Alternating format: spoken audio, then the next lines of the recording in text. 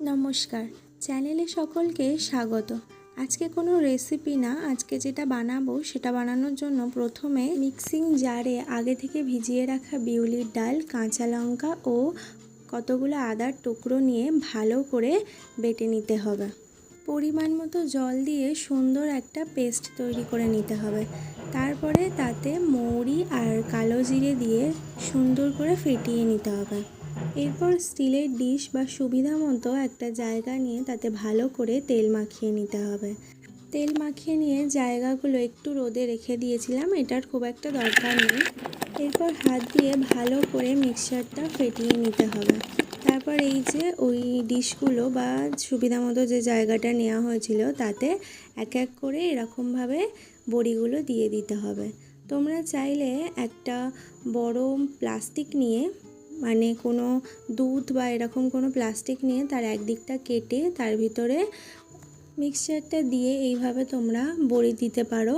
আর হাতে এইভাবে দিতে পারলে তো আরোই ভালো হয়। এইভাবে দেখো সুন্দর করে যতটা ধরবে একটু ছাড় ছাড় দিয়ে দিয়ে বড়িগুলো দিয়ে দিতে হবে। আমার মা আজকে 250 মতো বড়ি দিয়েছিল আর আগের দিনে 500 বড়ি দেওয়া ছিল। বড়ি দেওয়ার জন্য যে বিউলির ডালটা ব্যবহার করেছি সেটা আগের রাতেই ভিজিয়ে রেখেছিল জল দিয়ে, পরের দিন আর একবার ধুয়ে নিয়ে ভালো করে মিক্সিতে বেটে নিয়েছিলাম। এই যে এগুলো আগের দিনে দেওয়া, আমাদের এখানে যেহেতু খুব রোদ তাই প্রথম দিনেই এগুলো ভালো করে শুকিয়ে গিয়েছিল, তাও আমাদের দ্বিতীয় দিনে আরেকটু দিয়েছিলাম। তোমাদের যেরকম রোদ সেই অনুযায়ী তোমরা এটাকে একটু ভালো করে শুকিয়ে নেবে। দেখবে শুকিয়ে এলে এটা আপনি, যেহেতু তেল দেওয়া আছে, ঝরে যাবে যে জায়গায় দিয়েছিলে সেখান থেকে। আমি হাত দিয়ে একটু জাস্ট এটাকে এইভাবে সরিয়ে দিচ্ছিলাম আর এগুলো উঠে পড়ছিল। এই বড়িগুলো তৈরি করার সময় আমরা কোনো রকম নুন দিইনি। শুধুমাত্র শুক্তো নয়, ডিমের ঝাল, মাছের ঝাল, যে কোনো খাবারের সাথে এই বড়িগুলো দিলে খুব ভালো লাগে। এছাড়া শাক তরকারি আর এমনি শুধু বড়ি ভাজা খেতেও খুবই ভালো লাগে।